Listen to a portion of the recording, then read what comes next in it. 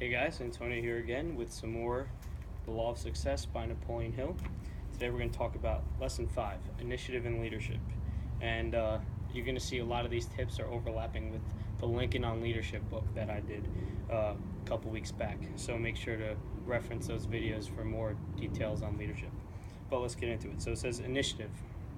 It's an exceedingly rare quality that prompts no one, that impels a person to do which ought to be done without being told to do it. Basically, someone who's moving on their own doesn't need someone to tell them to go do something. If you're the type of person that needs your boss or needs your parents to tell you to go do something, or a teacher to tell you to go do something, then don't have the ability you don't have leadership. Or initiative. Sorry.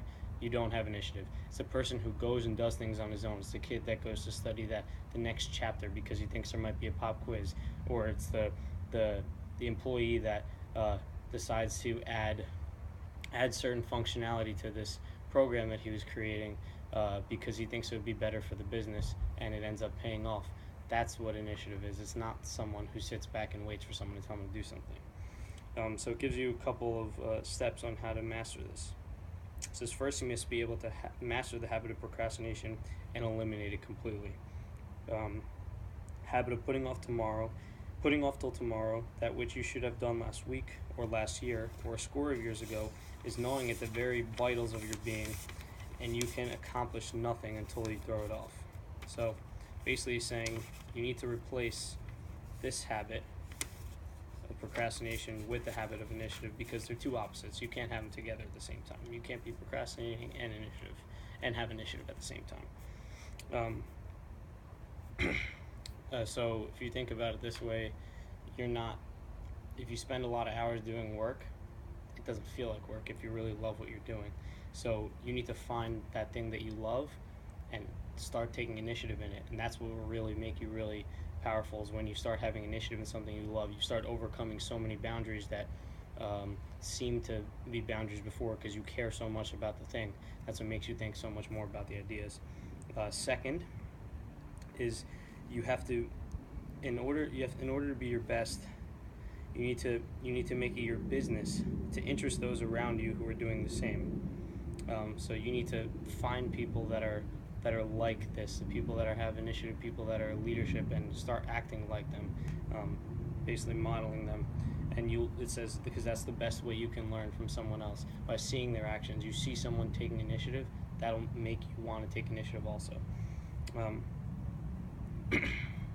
then it says the third thing that you can do is realize that there's two different types of leadership. There's a deadly form, the people who force their followers to do stuff, which is what Lincoln suggests not to do. And then there's other form, which is using self-determination and freedom. And that's basically what Lincoln did. He empowered his people to do things.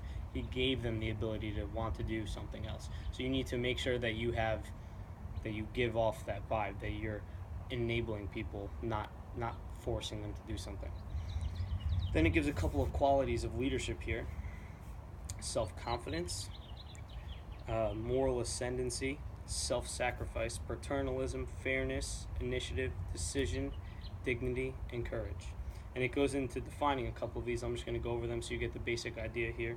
Self-confidence is knowing what you know, the ability to impart that knowledge, and feeling superiority over others that naturally flows. You have this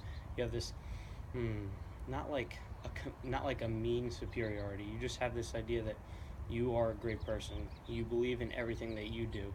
Not I'm weak and I don't really know what I like. You know what you want.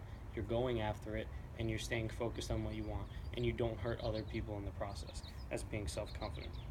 Moral ascendancy is like this idea that you are a great man, and it comes from having the self-control, having physical vitality. You're strong, mentally strong, and having endurance, being able to go for long hours on a lot of things, and never showing fear.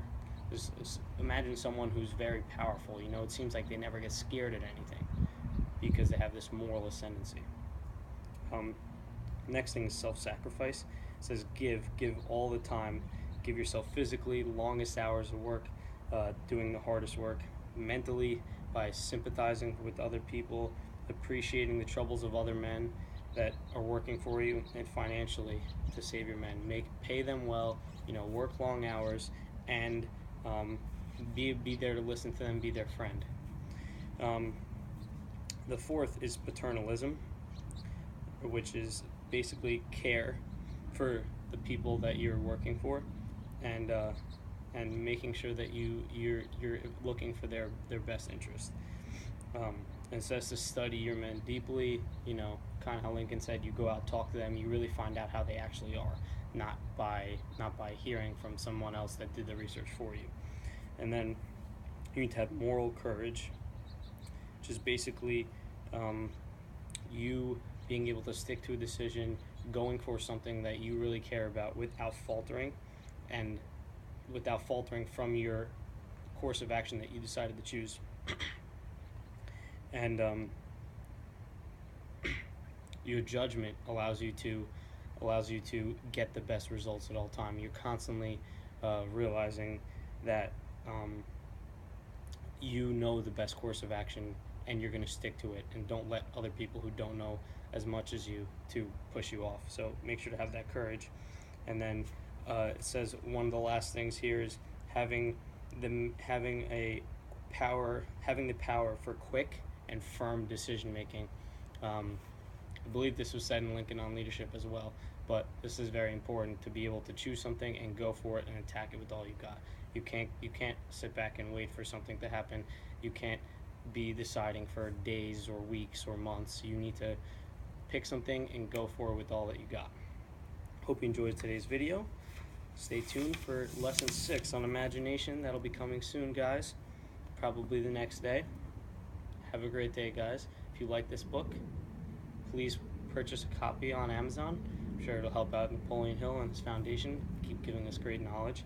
Share this video with others on social media if they want to learn more about initiative and leadership, and leave a comment down below if you have any future books you'd like me to do. Subscribe, guys. Follow along for more videos. Have a great day.